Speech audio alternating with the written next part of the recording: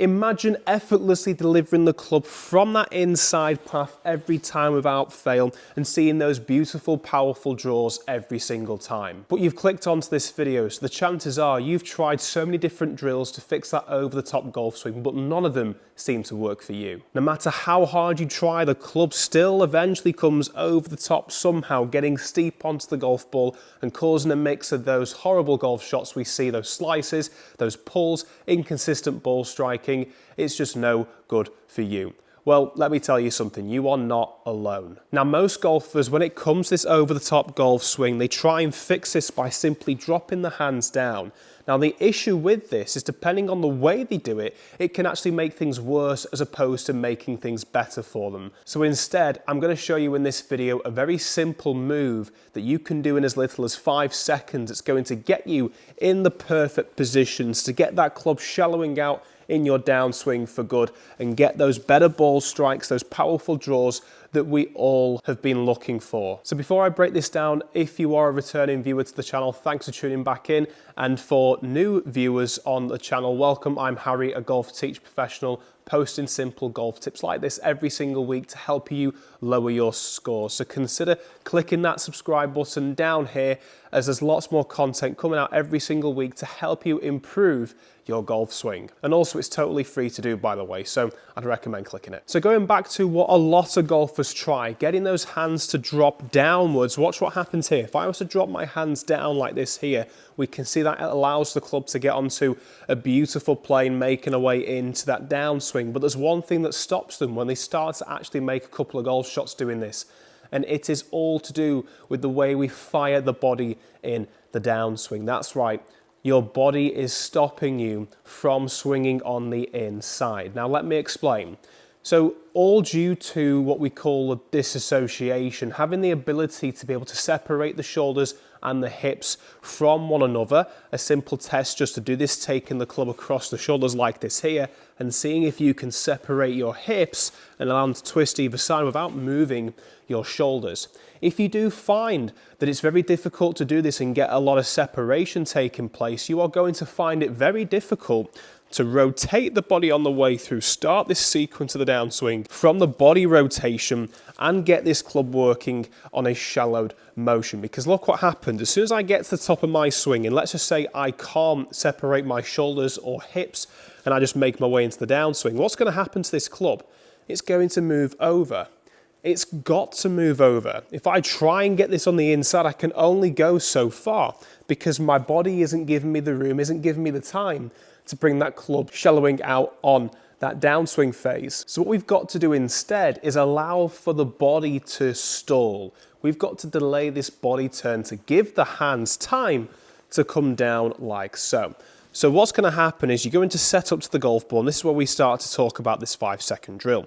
We'll take a narrow stance just for the time being, and we'll make our way to the top of the backswing. And as soon as we start down, what we want to do is allow the arms to start the downswing. You heard me. Sounds crazy, I know, but I want you to feel like the arms start the downswing. So we're up to the top of the swing for 1, hands down for 2, but you can see here the club's well behind my hands, well behind my body when I practice this. My shoulders here are very much so closed off still. I've not moved my shoulders, I've not moved any of my body apart from my arms moving down like this here. I'm allowing my arms to come down, giving them time to set into this position here. And as we can see, my right hand is still on top of the left hand. We don't really want to see the left on top of the right because you can see there that opens the club face. So just a trick for this is just ensuring that as you do this, the right hand, the trail hand in particular, stays on top of the lead hand. That just helps you keep the club face square as you make your way through to close, and then you can get those draws from that point. So the third part of this, so we've gone 1 up to the top, 2 down, and 3 is just simply allowing the body to rotate from there.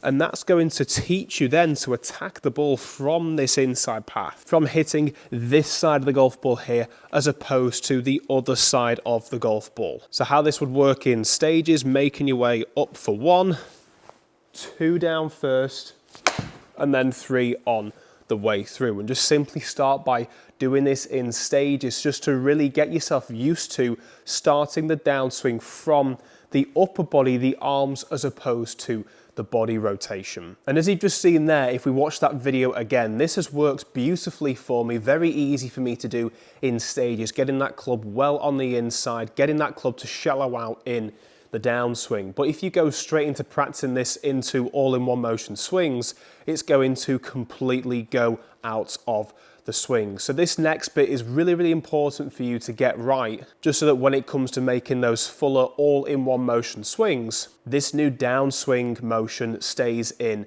your sequence. By the way, I do offer in-person and online golf lessons. Feel free to check the links in the description out later on after the video if you would like more personalized coaching to suit your needs. So this next bit is finding that gap. It's getting that gap sorted out from going from those step-by-step drill swings that I've just shown you there, working your way up to all-in-one motion swings. What's the gap that we need to fill to allow this process from getting this right into stages to getting this right into your overall all-in-one motion full golf swings? Now, the key to this is hitting a few shots first, just taking your time and hitting a few just like that one there in stages, just to develop a feeling and understanding of what it's like to get that club working down first as opposed to allowing that body to rotate.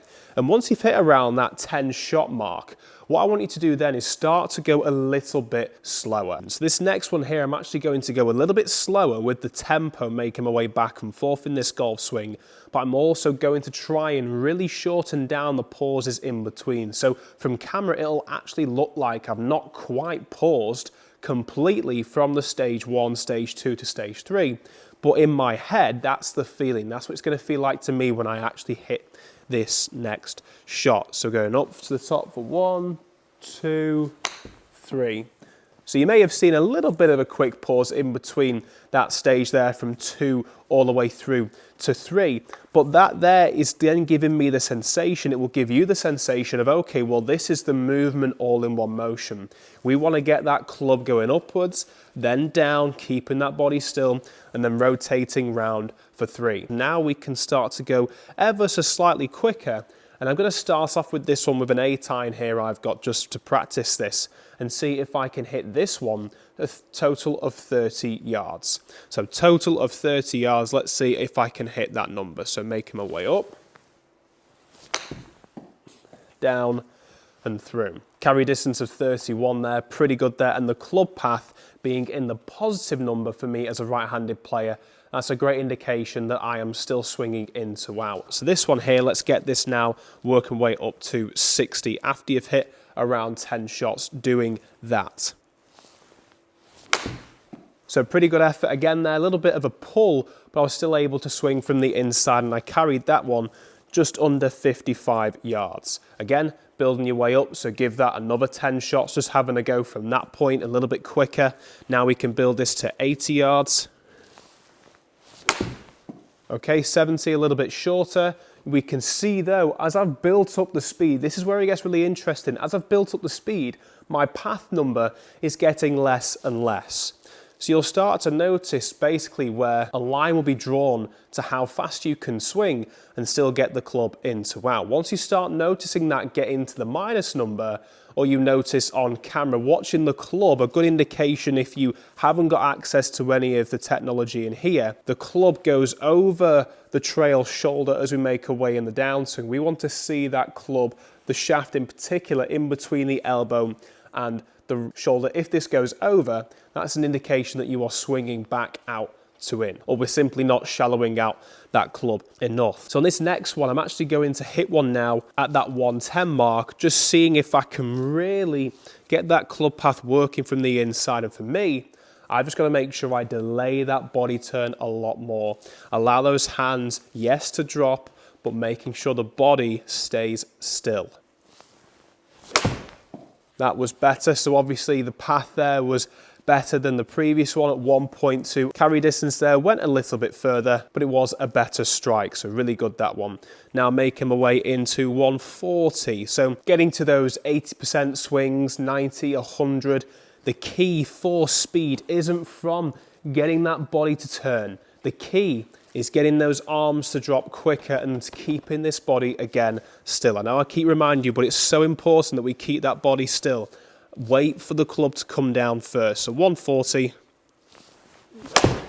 and 143 there. Again, a little bit of a pull, but hit that one really well. And I reckon I did swing that one into out just from taking a look at a rewind of that video there. So you've built this up into stages, you've kept an eye on this on video, you've checked yourself, and you are still seeing that club shallow out underneath this trail shoulder as we get to the parallel point with the lead arm. So from this point here now, we can then start to build this straight into all-in-one motion swings and see if we can still maintain that shallower downswing. But I can almost guarantee that if you make your way through the steps that I've just outlined and work your way up from 30 yards, 60 yards, 90 yards, the steps first before doing this at full speed, because you've hit that many shots, teaching yourself what it should feel like to get into that downswing position, that delivery position, you will be able to do this without fail, and it will stay in your golf swing because you've hit so many shots with repetition, building this up into all-in-one motion swings.